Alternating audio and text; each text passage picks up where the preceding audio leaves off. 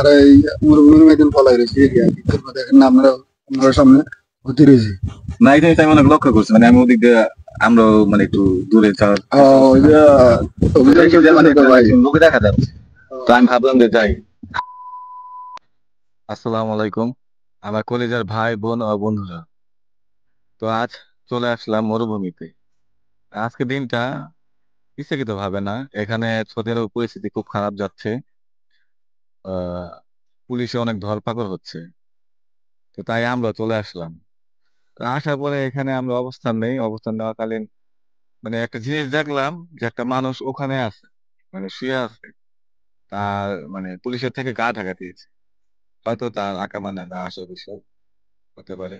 দেখে অনেক খারাপ লাগলো, তো ভাবলাম যে যাই, ভাইটাকে নিয়ে কিছু জিজ্ঞাসা করি যে সে এখানে কি করে বা এই এতটুকু জায়গার মধ্যে সে কিভাবে শুয়ে আছে। তো চলেন। A few moments later.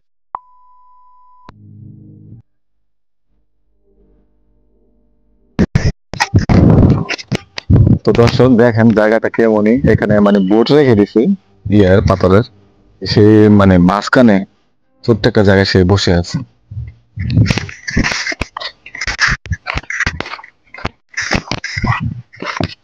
এভাবে মানে এই জায়গাটা তো ঢুকাই যায় না।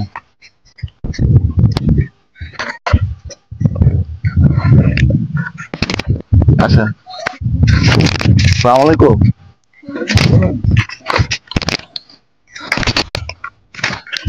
আসেন এদিকে আসেন, ভয় পাবেন না, সমস্যা নেই, আমরা আপনার মতোই। আসসালামু আলাইকুম, ভালো আছেন? আছি বলা কি অবস্থা ভাই আপনাদের? এটা আলহামদুলিল্লাহ, অবস্থা আর কি আপনি তো জানেনই যে কি সৌদি আরবে একটু ধরপাকড় চলতেছে। ওই যে আজকে অভিযান চলতেছে তো এখান থেকে আসি আর এই মরুভূমির মধ্যে পলাই রয়েছি দেখেন না আপনারা সামনে ঘুরতে রয়েছি। না এটা আমি অনেক লক্ষ্য করছি মানে আমি ওদিক দিয়ে আমরা মানে একটু দূরে যাওয়ার ওই যে অভিযান চলতেছে তো ভাই। লোকে দেখা যাচ্ছে, তো আমি ভাবলাম যে যাই। আমি আবার ইউটিউবে ছোটখাটো একটু ভিডিও ছাড়ি, ঠিক আছে। সমস্যা নাই ভাই। তো ভাবলাম যে যাই যাই ভাইয়ের জিজ্ঞাসা করি যে এইখানে কিভাবে থাকে মানুষ। আবার বিছানা করে নিয়েছে, বিছানাটা দেখেন কি সুন্দর বিছানা করছে। বাইরে অভিযান চলে তো ওই গতিকে মানে ডরে কি করবো চারিদিকে ইট আছে বালু আছে আপনার পুলিশের লাগে পাবে না সিভিলের লোক পাবে না ওই গতিকে এখানে আসি আশ্রয় নিছি। তো আহ আপনার বাসাটা কোথায়? বাসা বাংলাদেশ নোয়াখালী চাটখিল থানা বাড়ি হলো। তো এই আপনার দুপুরে খাওয়া দাওয়া করছেন? না ভাই এখনো খাওয়া দাওয়া পাইনি। দেখেন একটা মানুষের কি কষ্ট, এখনো খাওয়া দাওয়া করতে পারেন, এই রোদের ভিতরে আপনি থাকতেছেন কি? অন কি করবো ভাই অভিযান চলতেছে তো এই গতিকে আর মেদিন আসি পলাই রয়েছি আর আগামা থাকলেও ধরি এলা না থাকলেও ধরি এলা এমন এরা পরিস্থিতি, হ্যাঁ, এমন এটা আমরা জানি পরিস্থিতি। যে এমন হ্যাঁ পরিস্থিতি ভাই আছে। যে আপনার কি আকামা নাই? আগামা নাই এখন বর্তমান।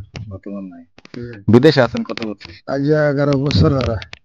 11 বছর, তাহলে তো অনেক।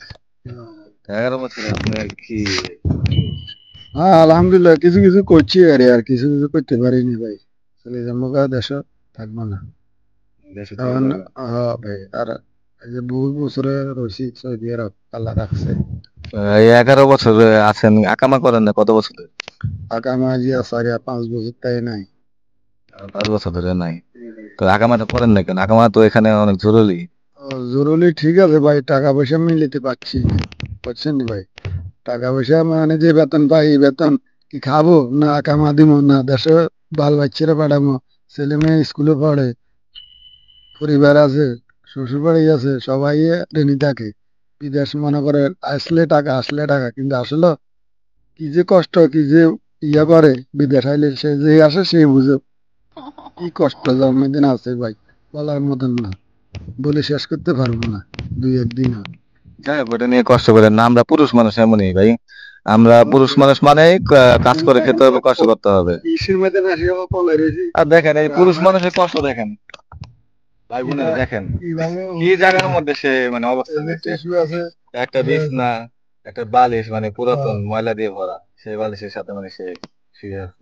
এই জিনিসটা আমি দূর থেকে দেখে মনে করেন অবাক হয়ে গেছি। মানে নিজেরও বলে বুঝতে পারি না যে দোয়া করবেন আমাদের জন্য। দোয়া অবশ্যই সবাই করবে, আপনারা আমাদের জন্য দোয়া করবেন। দেখেন আমরা ইনশাআল্লাহ। বিদেশে কত কষ্ট করি, ও, অন্তত এই মানুষের দেখে আপনারা বুঝতে পারবেন যে বিদেশ এত সহজ না। দোয়া করবেন। তো যাই হোক, এই আপনার দেশে যাবেন মানে ডিসিশন নিয়েছেন কত মাস মধ্যে যাবেন? এতে মাসের মাইদিন ইনশাআল্লাহ যেমন ধরা দিয়া যাইতে হবে। ধরা দিয়ে যেতে হবে, জেল খাটান লাগবো তারপরে। জেলও খাটা লাগবে। হ্যাঁ, না যদি আঁকা মারা হয় তাহলে হ্যাঁ জেল খাটা লাগবে। আর হয়েছে আপনার আকামা নাই তো। এখানে অবস্থান নিছেন, এটাই আবার ফ্যামিলি কাউকে জানাইছেন কিনা?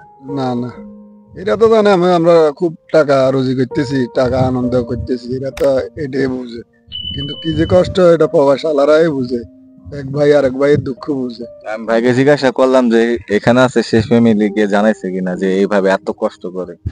সে মানে ফ্যামিলি কষ্ট পাবে বলে এই কথাটা জানায় নাই যে আমি এখানে লুকিয়ে আছি বা এইসব ময়লা আবর্জনার মধ্যে আমি থাকি।